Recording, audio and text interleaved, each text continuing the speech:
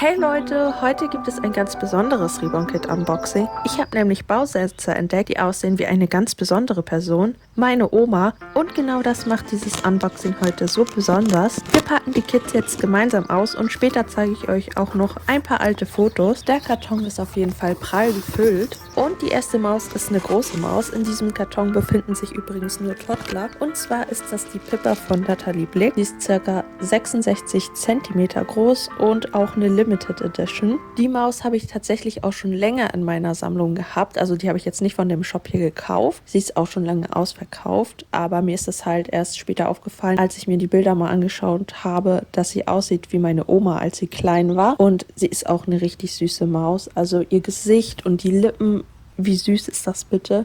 Und ich liebe ja auch ihre speckigen Beine und vor allen Dingen die Hände. Die eine, da kann sie etwas festhalten und die andere sieht einfach so süß aus, als würde sie winken. Also Pippa ist wirklich so ein richtig goldiger Bausatz. Ich bin kein Fan von Stehbeine, muss ich sagen, weil man kann die halt so blöd hinsetzen. Aber mit so einem Skelett drinne kann sie auch von alleine stehen, wenn man ihr ein paar Schüchchen vielleicht noch anzieht. Und man kann ja auch immer noch ein paar Sitzbeine dazu malen oder halt die Beine, Gliedmaßen austauschen, wie man will. Das ist ja auch cool daran, dass man so einen Mix-and-Match-Bausatz machen kann. Da muss ich mal schauen, wie ich das mache. Eigentlich hatte ich sie mir auch schon anders vorgestellt, aber jetzt, wo ich das gesehen habe, die ist wirklich am nächsten dran, wie meine Oma früher aussah. Und das sieht halt richtig süß aus. Kann ich mir richtig gut vorstellen. Umso besonderer ist es, ein Reborn Baby zu machen, was so aussieht wie meine Oma. Einfach weil wir beide totale Bastelfreaks sind. Das habe ich definitiv von ihr geerbt. Ihr habt ja vielleicht auch schon mal von früher eines der vielen Bastelvideos gesehen. Und in einigen Vlogs konntet ihr sogar auch ein paar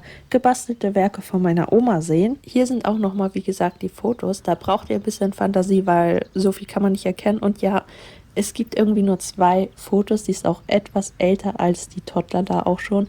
Aber früher war das noch nicht so mit Kamera, das hatte noch nicht jeder.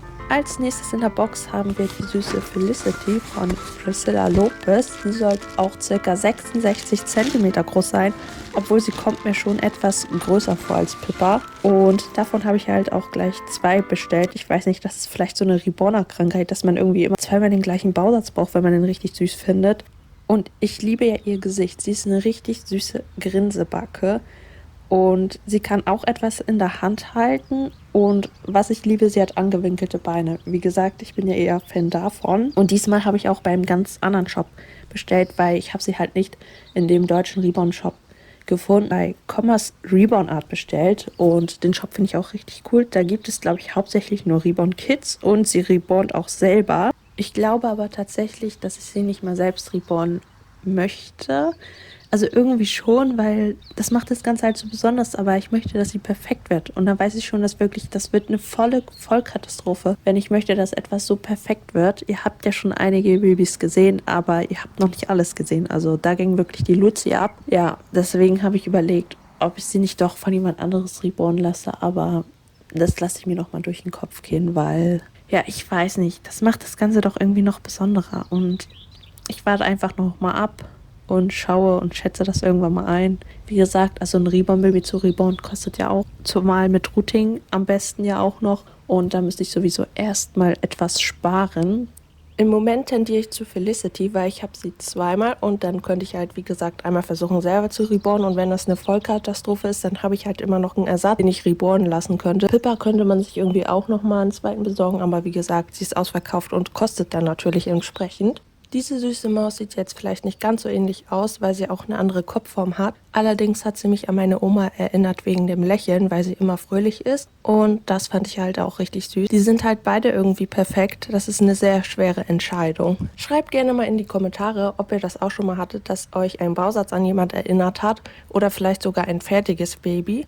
Um keine weiteren Reborn Baby Videos mehr zu verpassen, abonniert doch gerne den Kanal.